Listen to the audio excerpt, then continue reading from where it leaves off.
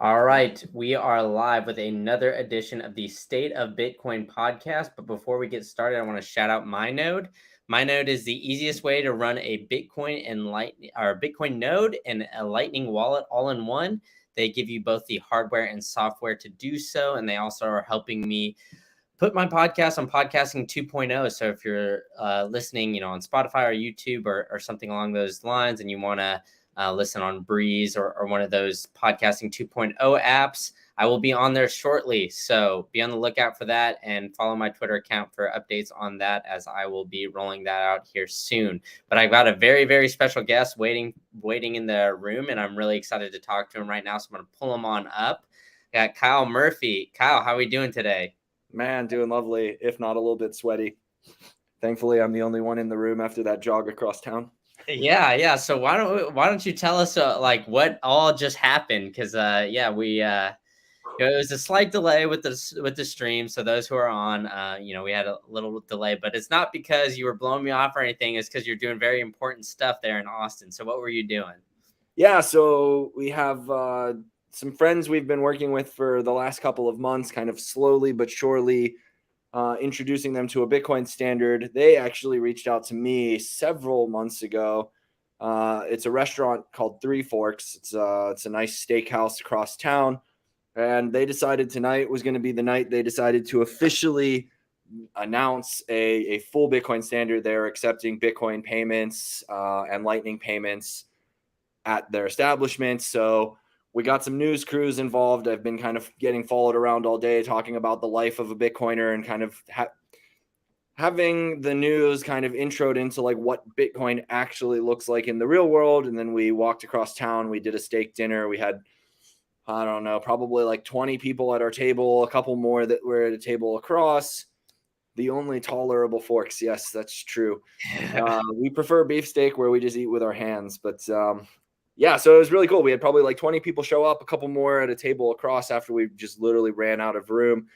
And then, strangely enough, just like completely out of happenstance, it also turns out that the whole Riot blockchain team was at Three Forks for dinner tonight as well. So there was probably like 30 Bitcoiners that showed up on the night they made their announcement for a Bitcoin standard.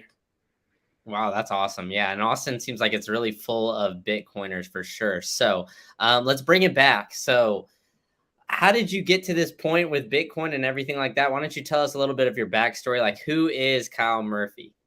Who is Kyle Murphy? That's a great question, man. Kyle Murphy's, I guess he's the same every day, but he's also different every day. I wake up and have a new opportunity to just live life.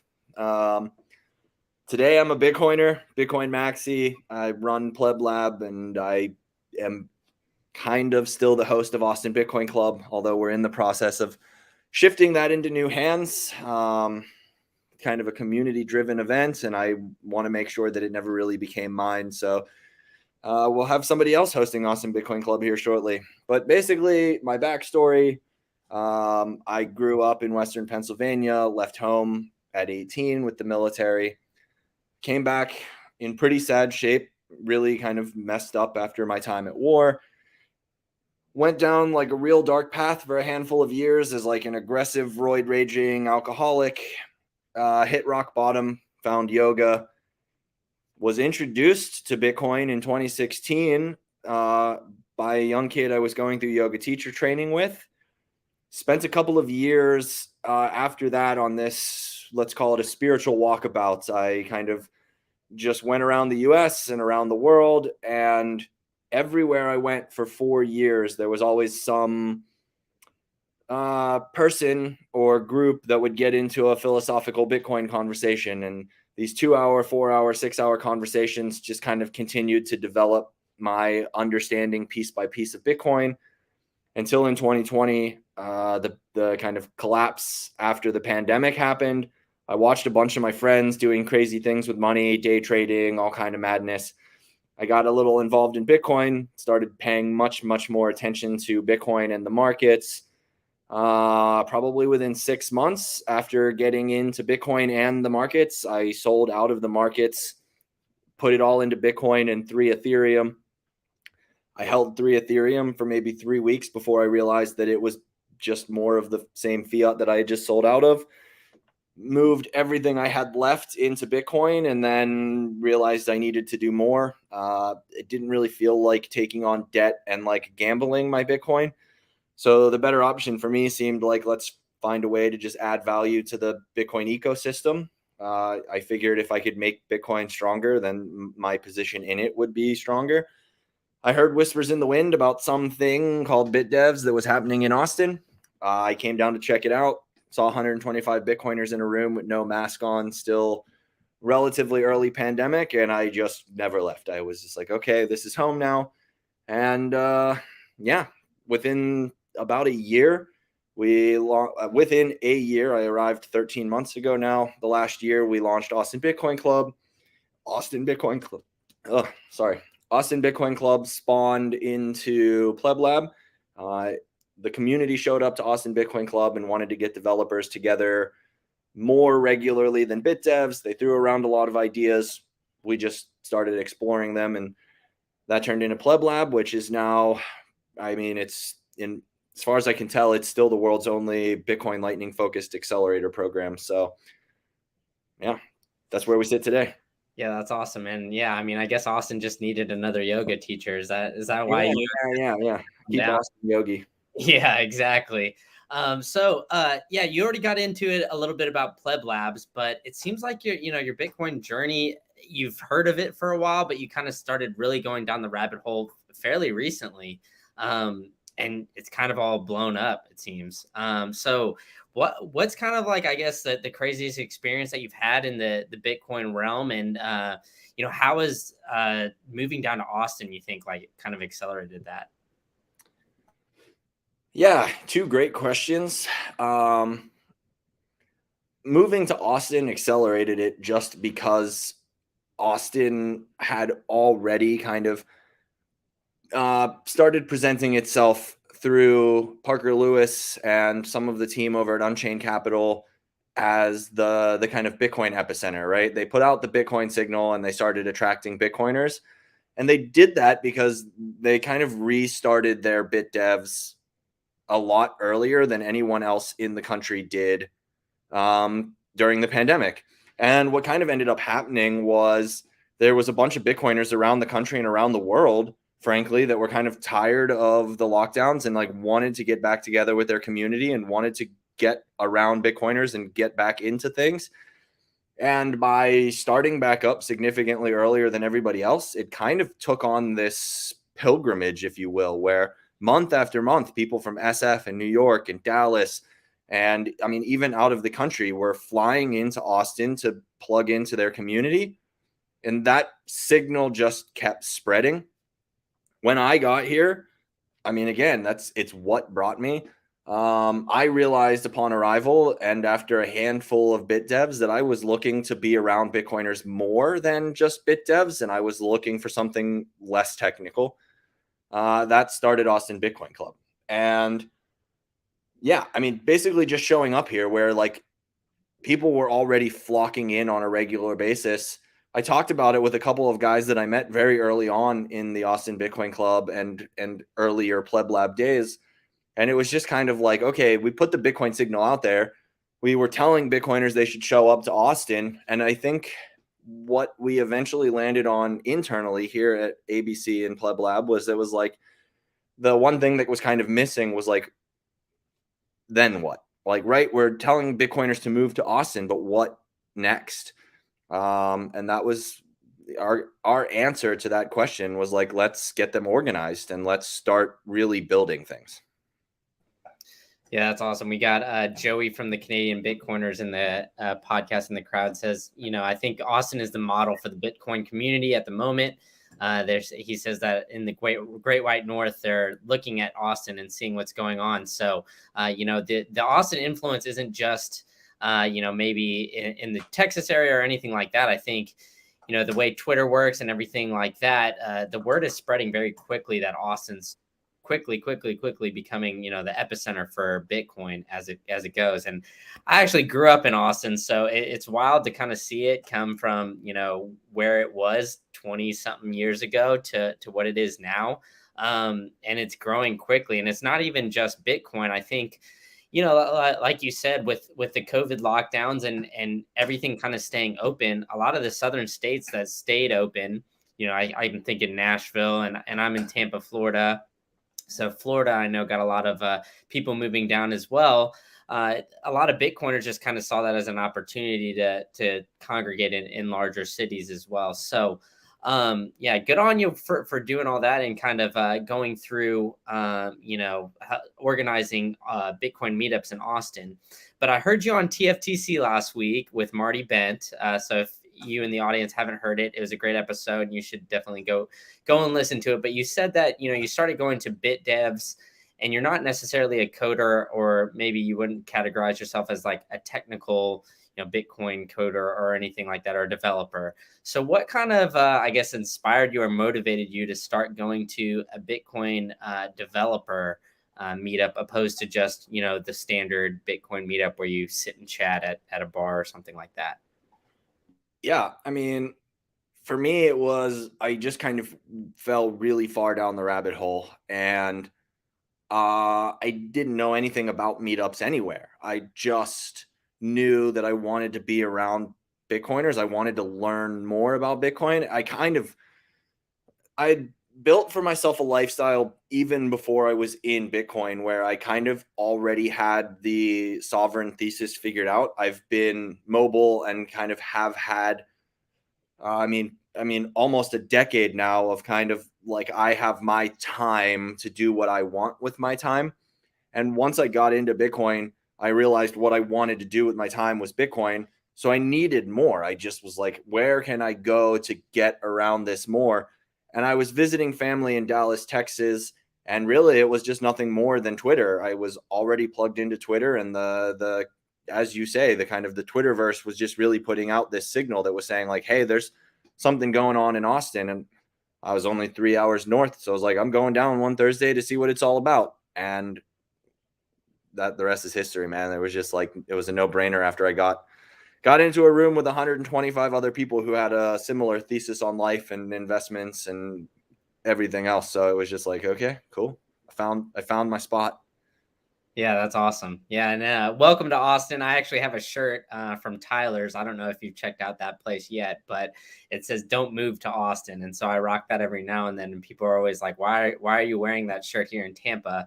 But it's kind of, I guess, a local joke because of the influx of people that have just kind of been flocking for, quite a bit of time. So, because you've only been in Austin for a little bit of time, I'm gonna quiz you now to see if you're truly a local Austinite just yet. Oh boy. All right. So the big giant lake in downtown, what do you call it? Do you call it Ladybird Lake or Town Lake?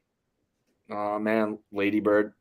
Yeah, Town Lake is what the locals call it these days. So I mean that's what we always called it growing up. But all the signs around town always say Ladybird Lake. So everybody that came in, you could always kind of tell that that's where they would go. And then all right, so best tacos in town. This has probably changed for me because I haven't lived there in a few years. So you probably have a better answer for this than I do. Man, that's a really tough question to answer. There's a lot of good tacos in town. Breakfast tacos, hands down, Granny's. If I'm looking for something that's kind of closer to like an actual like Mexican street taco, it's really kind of upscale. It's more Americanized, but it has a lot of the influence. There's a food truck called Discada. They literally only have one type of taco. It's the only variance in what you can order is how many of them you order. But I would say those are probably my top two. If I'm looking for kind of like a traditional street taco with a little bit of Texas flair, Discada. If I'm just looking for an excellent bacon, egg, and cheese taco, I'm going Granny's, no question. There we go. Bacon, egg, and cheese. That's a go-to. That's a staple in Austin, Texas, is the breakfast taco. And I definitely do miss those. You don't get those anywhere else. I don't know why, but no, it is a staple though. I had it like 3 times this week. Yeah, that's unbelievable. All right. So on South Congress, Big Top Candy Shop, have you been there? And what is the weirdest thing you've purchased there? Haven't been. Never been there. Wow. Okay. There we go. And then University of Texas, are you a fan or are you just just a supporter of the city? I don't really love the university system in general, if I'm being honest. I think it's as broken as everything else. That being said, I understand how we landed in a broken system. If our base layer value system is fucked, every institution built on top of it will be fucked. I am trying to make inroads at UT for actually getting Bitcoin more integrated into it. So Pleb Lab has been making some connections. We're looking at working with Jimmy Song and D++ to actually create a Bitcoin only class in the engineering department, hopefully for this fall. And I'm going to try and keep connecting with more professors in the different departments, because my kind of end goal is to create an entire curriculum where maybe we can get a Bitcoin focused some level of degree, associate's, bachelor's, something. So I'm just going to keep working it. I am more optimistic on education outside of the system, but while the system's still there, I'm going to try and plug as much education into it as I can. Yeah, I mean, it's a big university. It's that in Texas A&M. That's where I went to school, and arch nemesis as well. But I think the two biggest cities or two biggest universities in Texas could definitely benefit from that. They both have really great engineering programs. So good on you for connecting with the University of Texas and doing that. I remember you mentioning that on TFTC. Now that you say that as well. So yeah, hopefully that everything goes well and you get that class up and running. My little brother's actually attending in the fall, so maybe I'll try to get him to take the course and everything like that. Nice. And then I got one more question before we get into, or maybe it's a two-parter, but so at Bitcoin Miami, you were on stage, and it's actually your Twitter profile picture now. Why did you go up there and talk with your shirt off? And yeah, what brought you to that point where you're just like, okay, I'm just going to go up there and show off the guns? Man, I went back and forth behind stage for probably 5 minutes. It was like sleeveless ABC hoodie, no shirt. Sleeveless ABC hoodie, no shirt. Eventually I threw the hoodie on, and one of the like Bitcoin conference, like just employees behind the scenes was like, nah, no hoodie, man. And the moderator of the panel kind of laughed begrudgingly and was like, honestly, that's probably more on brand. And I had this kind of thought process, and ultimately like a message I've been trying to get out there everywhere that I can in the Bitcoin space, that I thought I was able to deliver in the way that I did it shirtless, which was that, like, look, dude, you can be a serious person and you can go and build serious things, and you can do it without taking yourself too seriously. There's a lot of like doom and gloom and like just everything's bad all the time in a lot of what is still in Bitcoin from like the eras past. And quite frankly, I'm just kind of over it. Like, I want to spread this message of like, hey, dude, actually things in Bitcoin are pretty great. I've had a great time since getting into Bitcoin. I've been plugged into like a really great community since getting into Bitcoin. I know we still have room for improvement in Bitcoin. Like, there's still things we need to build. There's still things we need to fix. There's still like value systems we need to build on top of it. But man, if you want to build all of that, we need to like make the environment a place people want to come and participate. And if it's just like all bad all the time, it's like, if you don't do this thing, you're gonna have a bad time. If you don't do this thing, you're gonna have a bad time. If you do it this way, you're gonna have a bad time. Like, if that's the messaging all the time, man, it's just, honestly, in my opinion, it's kind of stale. It's kind of boring, and I'm just over it. So I went out there, and a bunch of people who don't know me saw me get up there and look ridiculous and do a flex. And then I tried to sit down and say something of real value. And I think the panel was great. I think we had a great chat. And I hope that the message I was trying to relay by being a little bit ridiculous physically kind of resonated. How much do you bench? Everybody always wants to know, man. That's a good question. Yeah, it is, I guess, a valid question, but I actually don't know what my max is. I don't ever max. I'm currently working a program that is 100 reps of every muscle every day. So my goal isn't to like really lift really heavy. It's to just I mean, part of my goal is to get bigger. So Yeah, I think it's been working, but like I don't know what my maxes are, man. I don't ever really max out. I'm more of like a time under tension maximalist, if you will. Like push the muscle to its limit for as long as you can, and like growth will happen. So I'm not out here trying to compete for like strength competitions. Hey, I getcha. And good on you too for doing that and not taking yourself too seriously. Because I agree with you 100% on your point. Is I feel like a lot of there's a lot of intelligent people in Bitcoin, but every now and then I think it's good to laugh, joke about yourself, and kind of have fun with Bitcoin. And a lot of it's like solving really serious stuff and really serious issues. But I think it's easier to kind of get that message across when it comes with a little bit of light on it. When you're kind of serious and present the doom and gloom and the world's going to end and all this and that. I think some people just kind of get turned off by it. They're like, okay, well, I know the system's fucked up, or they see inflation running rampant right now, and it already has them down, so they don't want to hear about all the problems going on and how this internet money or whatever it that they don't understand already fixes it. They want to maybe have a joke about it or talk about it over a drink or something along those lines, and just kind of relax and have fun and a casual conversation, opposed to just hammering the points. So I Yeah, think it was good, and I found it like pretty lighthearted but also very informative too. So good on you for that. thank you. I mean, I think Pleb Lab has been a prime example of it, man. We have 10 people in a room who just like really love one another. It's a great crew of guys who just like genuinely care about the friends in the office with them. We spend all day joking around, being ridiculous, having a good time. But like within that ecosystem of like friends who are just like having a good time, we build a lot of really cool and really serious shit. Like Super Testnet, I swear he releases like a new product on Bitcoin like every other day. It's mind numbing, like the kind of productivity that's happening in this office when all of these different people are like sitting, sharing ideas and like collaborating with one another. And it doesn't like, again, it doesn't have to be like suit and ties and like stuffy and like 9 to 5, like look at the clock and like wait to go home. It's like you could just come in and have a good time, man. And like, listen, it will be open on the weekends if you don't get as much done during the week as you hope. And like, our office is open 24 hours a day. Do whatever you want, man. But like, I don't know, just build cool shit. And like, that's pretty easy to do in like a really chillaxed environment, man. So just have fun while you do it is the thesis here, man. Just like build cool shit and have a good time while you do it.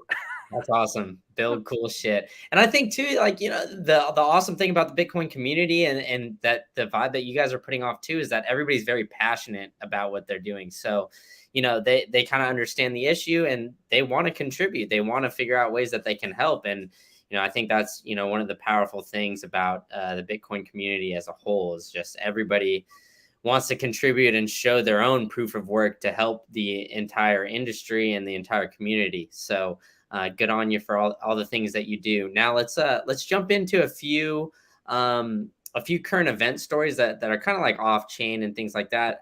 Because I think everybody at heart is a Bitcoiner. They want to see everything succeed for this space, so they kind of follow along the big news and things like that. So I'd love to hear some of your opinions on some of these big stories. The first one that I want to dive into is El Salvador hosted 44 different countries, whether it was their central bankers or financial authorities, to discuss financial inclusion, digital economy, banking the unbanked, and the Bitcoin rollout in El Salvador and the benefits it's had in El Salvador. So, a little side note of this is that over 20 of these countries were located in Africa. And yeah, so before I kind of get into my opinion about it, I'd love to hear yours first. Um, I mean, obviously that's really exciting news. Um, I'm actually surprised the pace at which things seem to be happening with the kind of government level adoption of Bitcoin. I really don't know where it's going. I will be curious to see like what kind of value add comes from that meeting. I know a handful of the people that were involved with putting it together, and they are kind of high value, high signal people. So I'm certain it was a really spectacular event that will spawn something of value. That being said, I also love that El Salvador wants to be the first Bitcoin place with a Bitcoin city. And I appreciate the challenge because it has kept a fire under my ass. I'm determined to make Austin the first full Bitcoin city. Like, I want Austin to be on a Bitcoin standard. And I will beat El Salvador to building a Bitcoin city from the ground up. So throw that in there too. Yeah, there you go. Well, I mean, I have had a few different, opinions about Bitcoin as legal tender on my show. I've had one person that was actually kind of against Bitcoin becoming legal tender in countries because then, there's kind of some regulations or things like that. And then I've had others, that are all about Bitcoin adoption and think that power is tremendous. So I think there's kind of like both ends of the spectrum, but I think overall this is great in my opinion. I think countries in Africa, we just had the Central African Republic make Bitcoin legal tender. Although I had Paco at Run with Bitcoin on my last podcast episode earlier this week, and he actually said that the Central African Republic is going to create their own coin, kind of similar to Miami coin. So maybe they'll get rug pulled, unfortunately, like Miami coin seems to have been. But it seems like, Bukele is being a great ambassador for the Bitcoin space as a whole. I like to call him Big Balls Bukele because it seems like anytime somebody tries to hit him with some sort of, negative publicity or something kind of happens, like maybe there's a bump in a road or anything, he just kind of doubles down.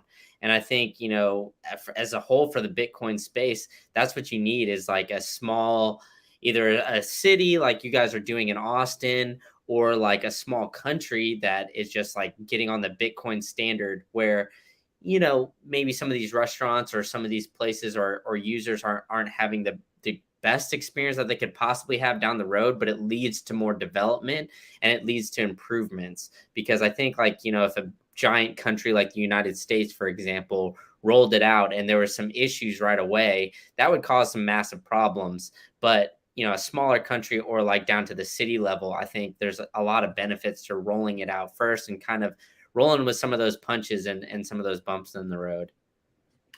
Yeah, I mean, I don't disagree. I think El Salvador mostly as a representation of like what's happening with the kind of growth and evolution of Bitcoin is a positive.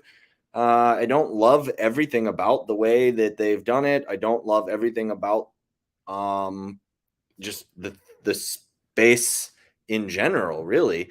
But I think the truth is that everything is good for Bitcoin. So I don't have to necessarily love everything that's happening everywhere at every moment in Bitcoin to love Bitcoin, to support Bitcoin, and to continue to kind of drive forward the way that we want to see Bitcoin kind of grow. And I think that's one of the really unique things about Bitcoin with where we sit at it right now is like, if you really want to put in the proof of work, if you really want to actually get involved, you have a unique opportunity to kind of help guide the direction of Bitcoin in whatever way you think is valuable, right? Because if this thing is user driven, which it is, I mean, it's an asset, but it's also a network. The asset gets stronger the larger the network. So the more people we plug into the network, the more opportunity we have to kind of voice where we want things to go through what we build and the proof of work we put into it. So Exactly. And so the next story is kind of along those lines of what you're describing. But, a little bit, maybe a little slightly different is that China, I don't know if you saw this, but it came out that China still holds 21% of the Bitcoin hash rate despite their ban. I believe the ban was either last year or like late 2020.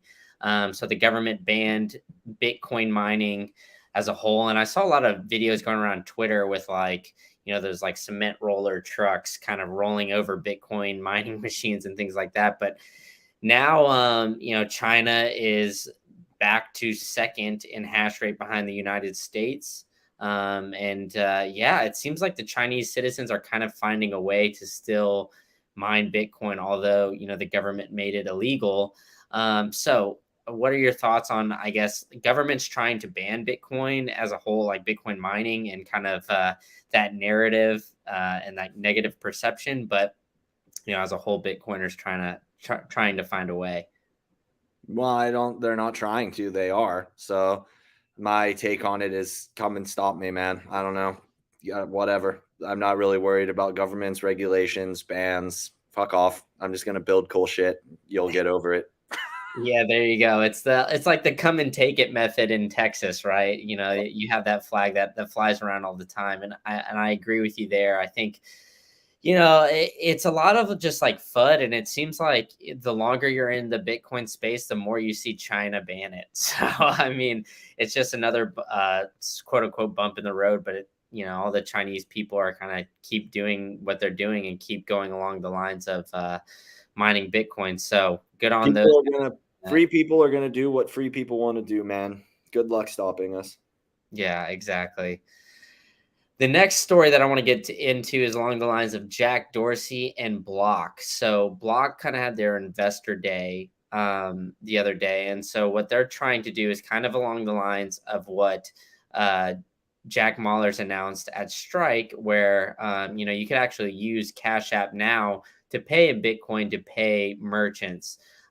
So Strike or Block, for those who don't know, kind of have a couple subsidiaries of their business. So Square is more of like a business transaction, company or subsidiary where a business can get a credit card or something along those lines, or the Cash App card, and accept payments. And Cash App is another either app, and you can get a debit card where you can buy, sell, USD, transact with it. You can buy and sell stocks and Bitcoin. And then they also came out saying, that they're trying to develop Bitcoin miners, which was also announced at the Bitcoin mining conference with Blockwares, or no, I think of it, yeah, Blockworks. I'm sorry, and they're also partnering with Tesla to use their solar powered batteries to power those Bitcoin miners. And then they're also trying to develop a Bitcoin hardware wallet. So Jack Dorsey, what are your kind of overall thoughts on him for the Bitcoin space and pushing Bitcoin forward?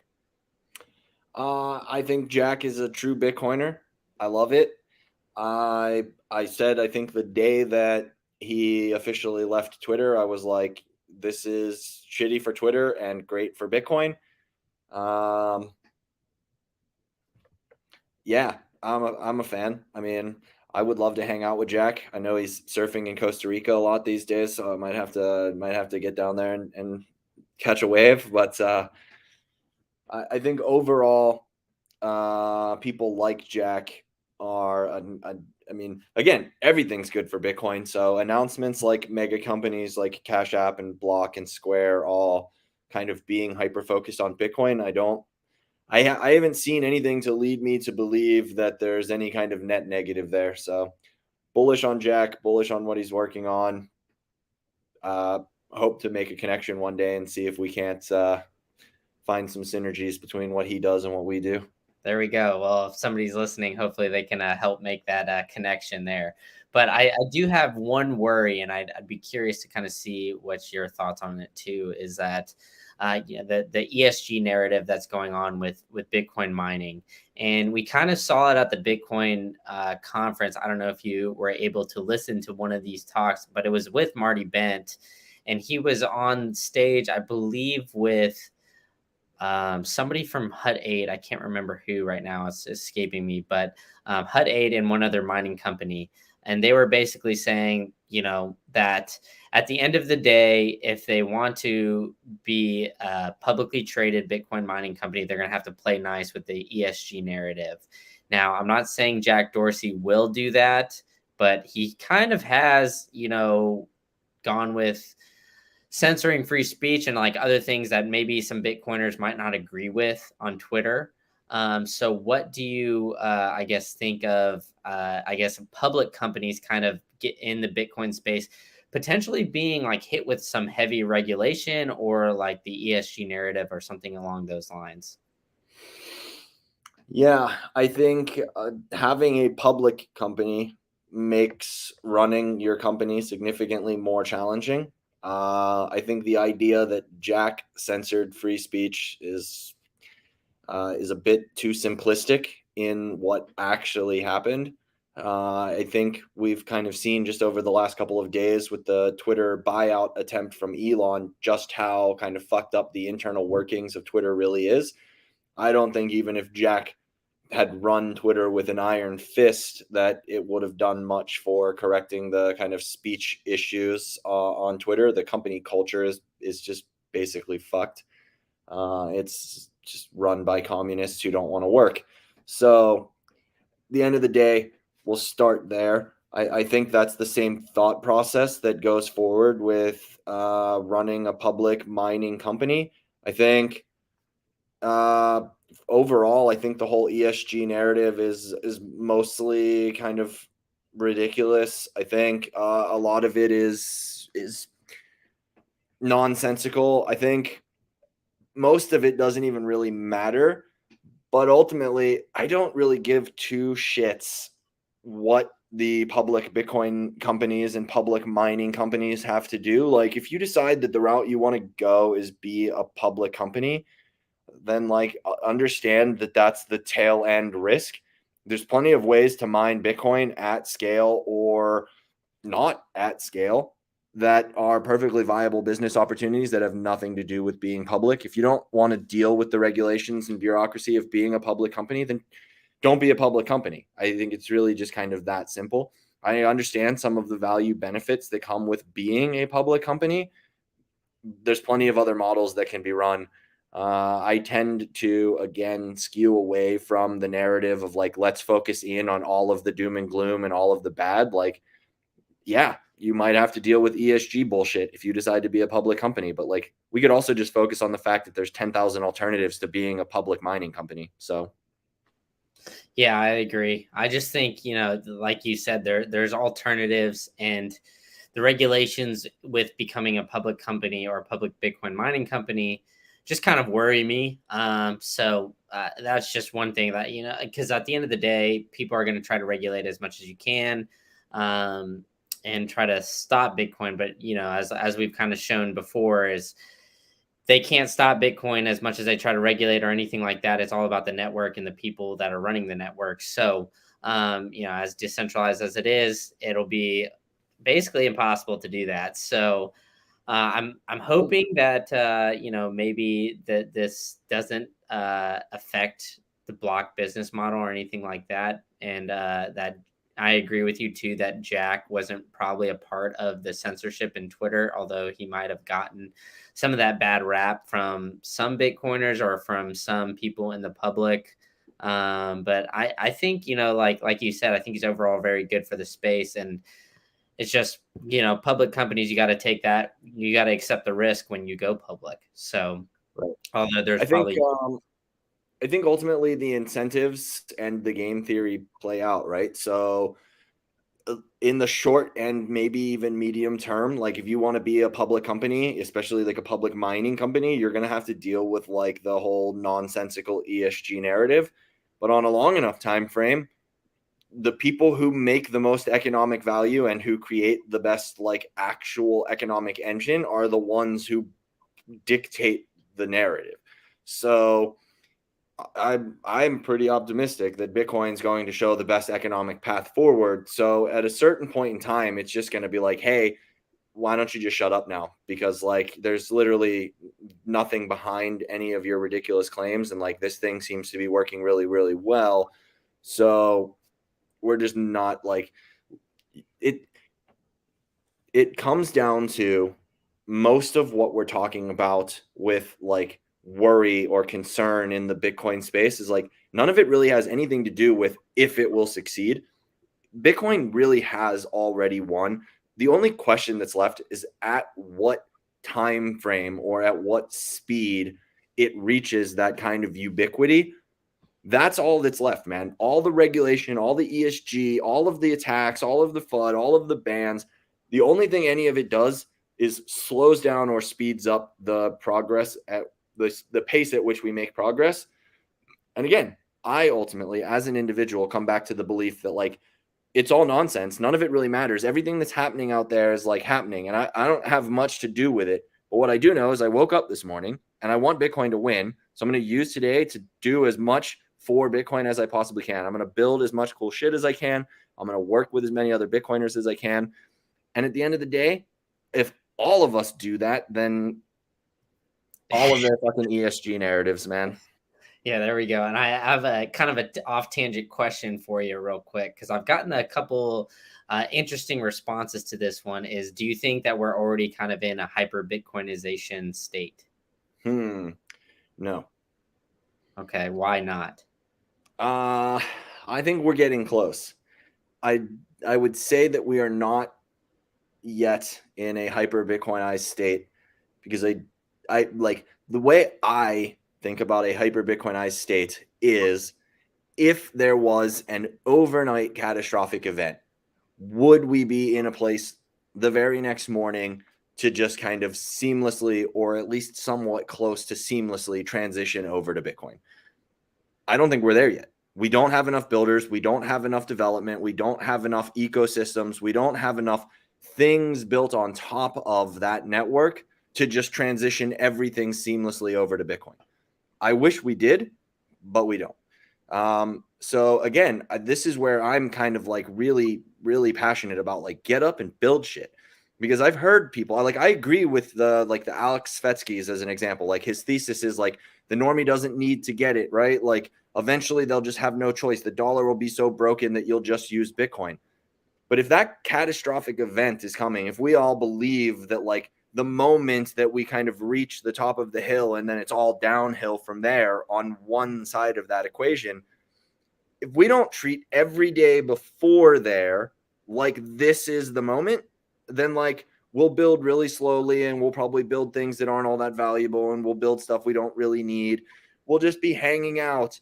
And it's like, yes, the average person might just use Bitcoin when it's the only good option. But as a Bitcoiner, I believe things are about to be much worse than they already are.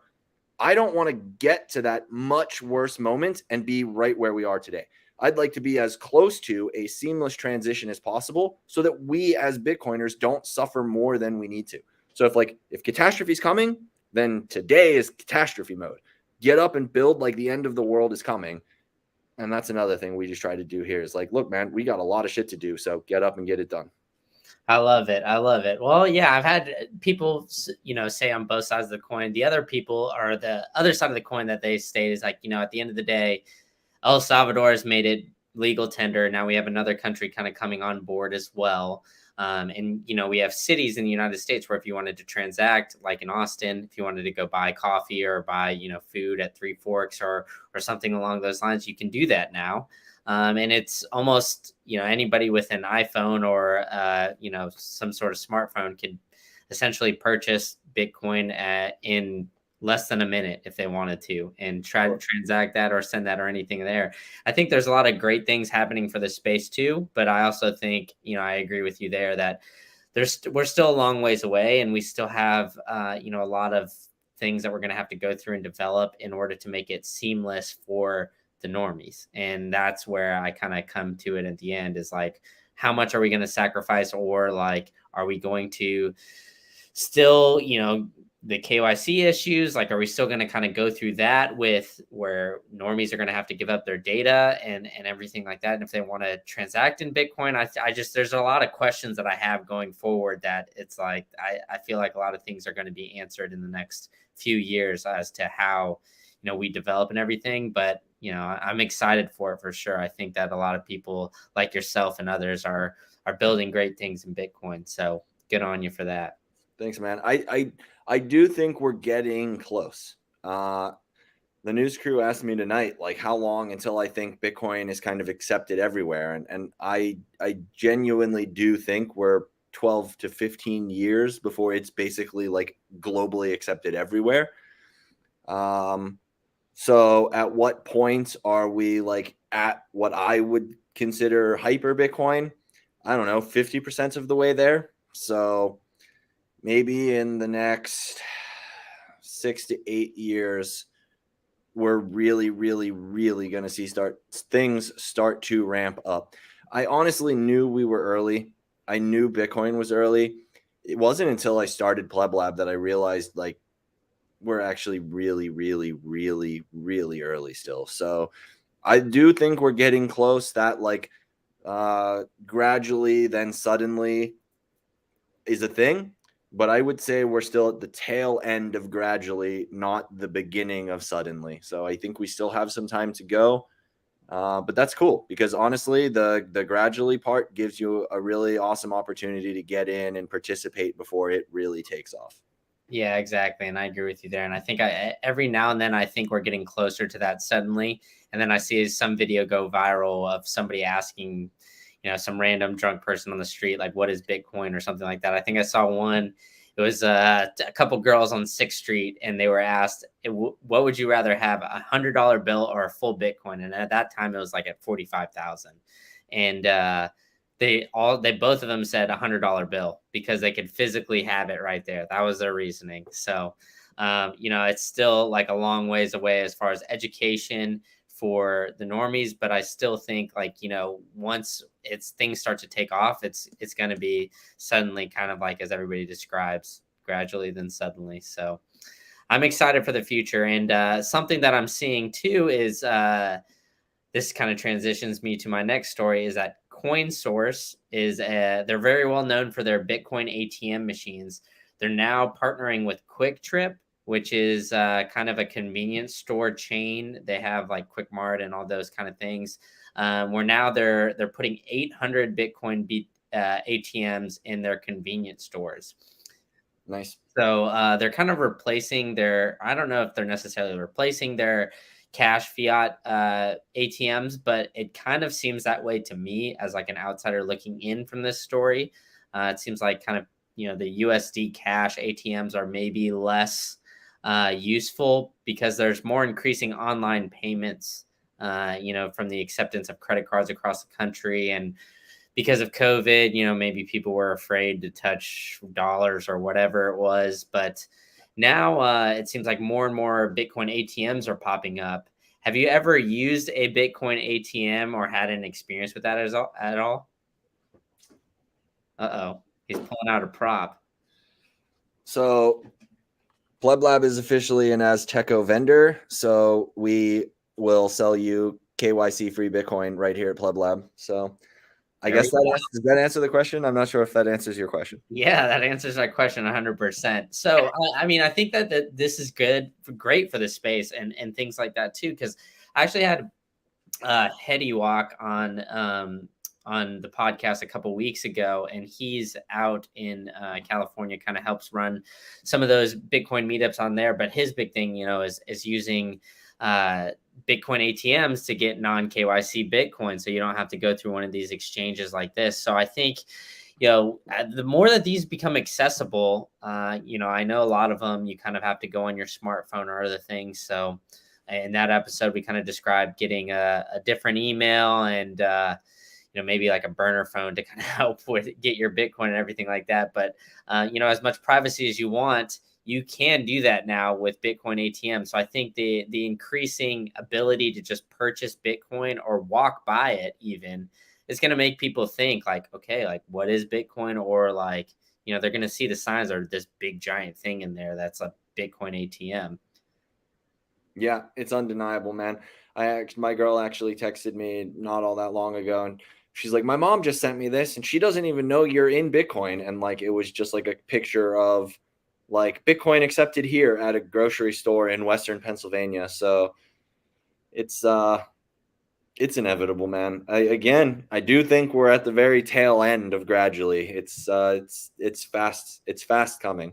Yeah, exactly. And it's interesting that she sent that too, because I've seen a couple of those at like local restaurants that I go to. And then I go up and I ask like, some of the waitresses or waiters or whatnot, and like when I'm cashing out, like, oh, you guys accept Bitcoin, and they look at me like I have three eyes. So I still think like although some merchants are accepting it or they're getting more exposure, yeah, I agree with you there. So we're still at the gradual point where we're close to that tipping point, I think. So just as an experiment, try this. The next time that you're like talking to like a waitress or something about Bitcoin, this has been more effective for me than asking if they accept Bitcoin, where the answer is very easily just no, we don't. Ask the question, do you want dollars or Bitcoin? Yeah, It, Brian it Harrington actually presented that to me as well. That From might be where I got it from. Yeah, It works, man. It makes them like pause and think for a second. They're like, yeah. I imagine you get a lot of people who doesn't know or who don't know how to respond to that. But it's interesting too, because I mean, I think even at the Bitcoin conference when I was there, like a lot of those merchants, they didn't even accept it, and I thought that that was kind of interesting for the Bitcoin conference as a whole. every merchant there accepted Bitcoin. Really? Because I went out and I went outside to go get some food, and we asked, like, can we pay over Lightning or can we pay through Bitcoin or can we pay with Bitcoin? And I got like a few no's. At So, like food trucks out like right outside the conference. well, inside the like little stage area where they were kind of, I guess, where the music concert went on. Huh. Yeah. Yeah. I mean, every single one of them should have been accepting Bitcoin payments. Yeah, I know. That's what I thought too. But after I kind of got a few, no, or like two or three no's, I just kind of quit asking because I was like, all right, maybe they're just not doing that here. I don't know. Honestly, I think I haven't talked to them. Maybe I will. I think we're doing a Twitter Spaces with them this week, maybe. But I think Bitcoin conference, every single place was accepting Bitcoin. Like they were all onboarded to IBEX, accepting Lightning payments.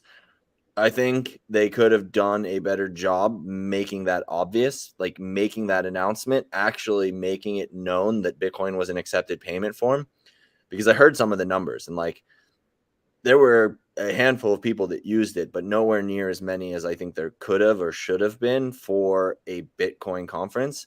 So to your point, even the fact that people were like getting no's when it actually was like, yes, every single place was onboarded. It should have been more seamless and it should have been more awareness. So I hope next year I would love to see it where it's like everybody's on and everybody's accepting and it's like well announced so that everybody knows that they can.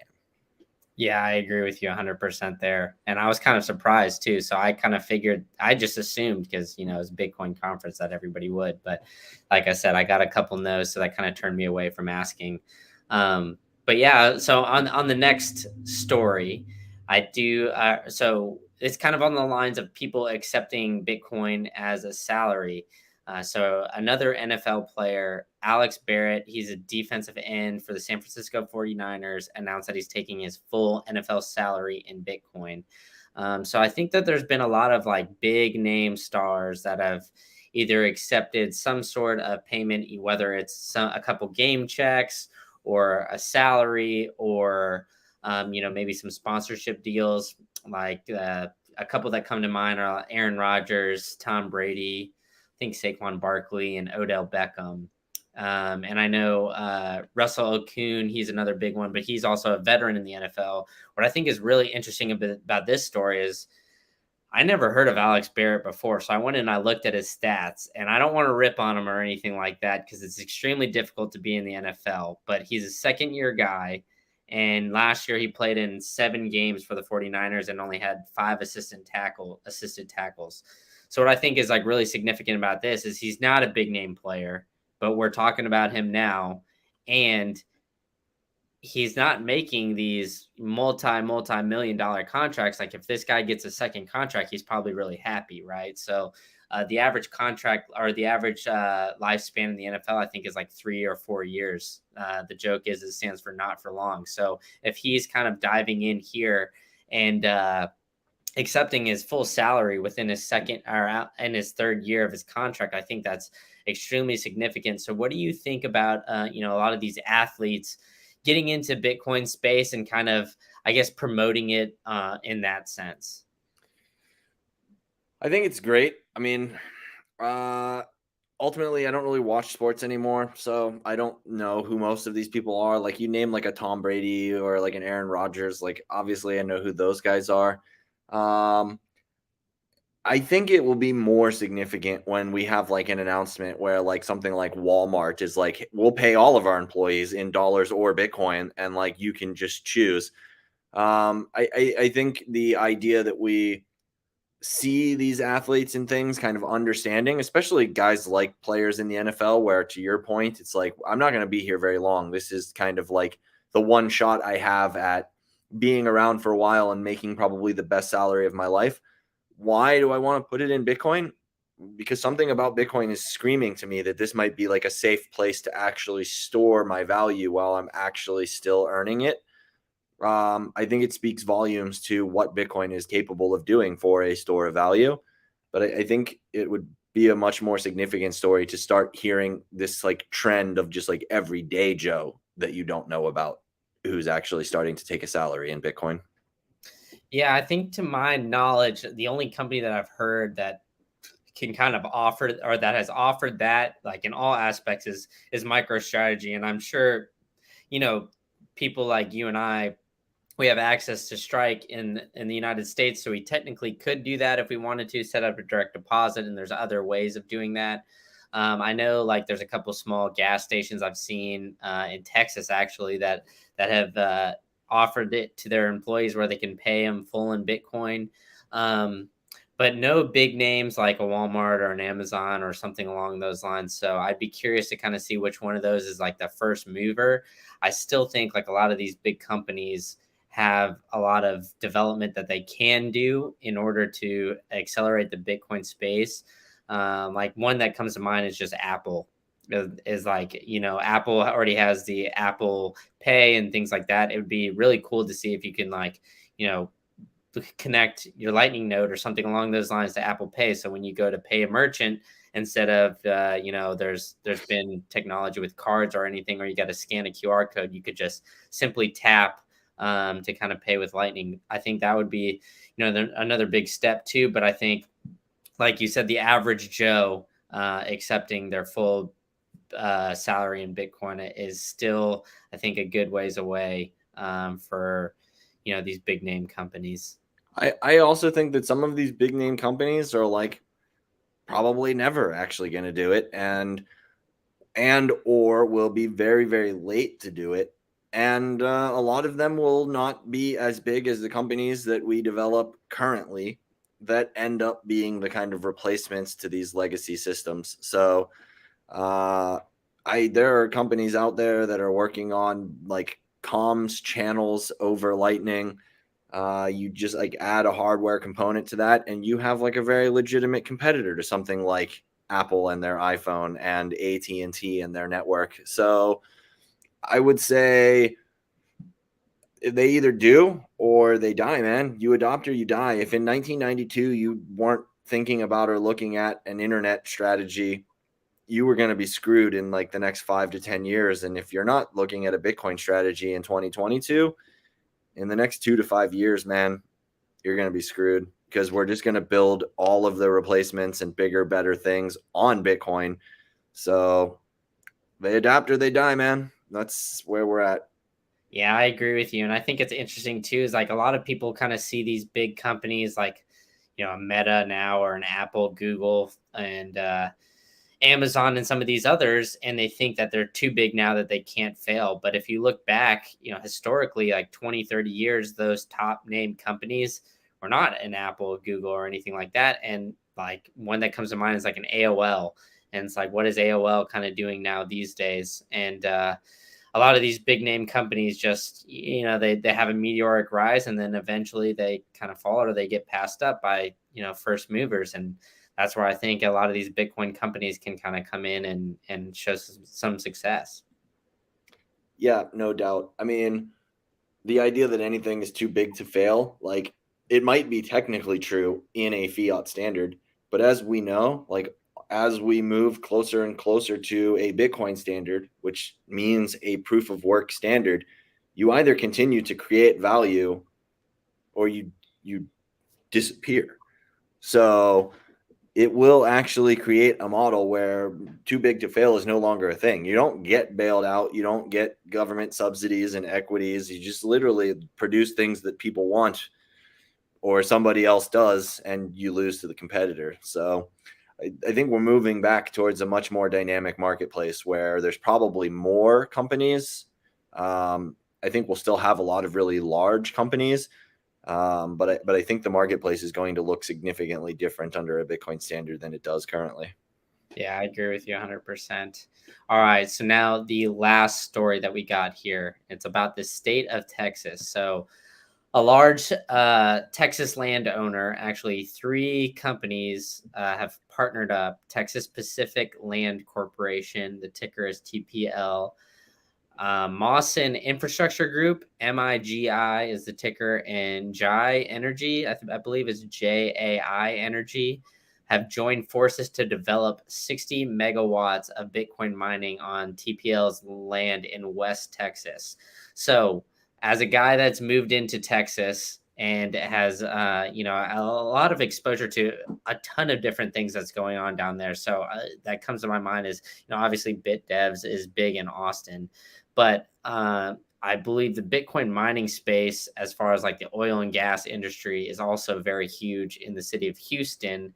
So, what do you think, I guess, is the future of Texas as a whole? I know you want kind of Austin to become the Citadel, but do you see Texas as becoming like almost a full on state, just super friendly to Bitcoin?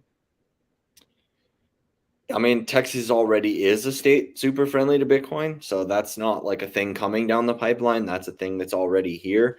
At like what level does like our system decentralize and localize? I don't really know. I don't have a crystal ball. I am kind of a fan of the idea of hyper localized and hyper decentralized. I would rather see like the city state of Austin making friendships with the city state of Houston over just like the states of Texas. For me, Texas is like too big and still too far removed for like a taxation system. And in a system where we like choose to pay taxes, I don't really want to give it to the states of Texas. It's too big. I don't really know that it would be an effective use of my capital. But inside like Austin and like the surrounding areas, if governance models got built out that actually got large scale operations done, I'd be willing to pay a small amount of taxes to make sure that the lifestyle and the like ecosystem I like to participate in actually functioned. Um, will that happen overnight? Probably not. Will there probably be like a decentralization at a larger state level before a city state level? Probably. And then ultimately, like I started this kind of ramble off. I mean, Texas is already very pro Bitcoin. I don't see that trend slowing down. Yeah, I agree. And I think you made an interesting point about hyper localization there too. And I'm just wondering if, kind of other cities in Texas see what's going on in Fort Worth. So Fort Worth, those who don't know, announced, I believe a couple weeks ago, that their mayor's office is going to start mining Bitcoin. They got 3 Bitcoin miners donated to them, and they're just going to kind of keep them in the back room, just running at all times, and see how this quote unquote experiment works. So I wonder if, we get to this localized state, if a lot of cities will kind of follow that path where, maybe the mayor's office or some local governments is kind of mining Bitcoin, opposed to, maybe charging a tax just to, in the end, pay for different infrastructure and other things. So yeah, I'd just be kind of curious, kind of see how that develops. It's kind of, I don't know, maybe putting my brain in a little bit of a pretzel right now.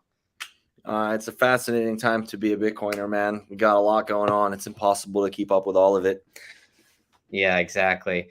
All right. Well, you've been very generous with your time, and I know you sprinted across town to get here. So, Kyle, thank you so much for coming out and joining me. Why don't you tell everybody where they can find you and what else you got going on? Yeah, thanks, man. It was a great chat. So thanks for having me. I don't feel like I'm as sweaty or as stinky as when I first got here. So it's been a good time to calm down.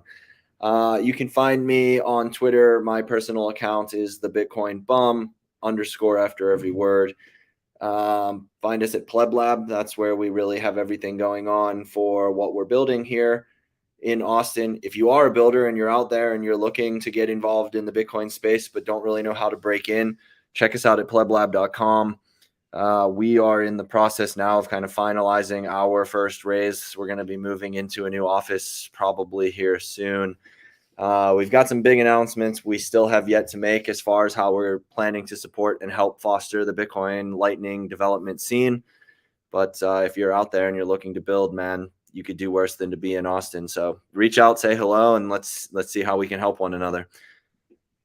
Exactly. Yeah. I mean, I think Austin's showing the way for other cities across the globe to kind of how they could do it too. So good on you for everything that you do for Bitcoin and the Bitcoin community. And next time I'm in Austin, I'm going to make it out to a Bitcoin meetup.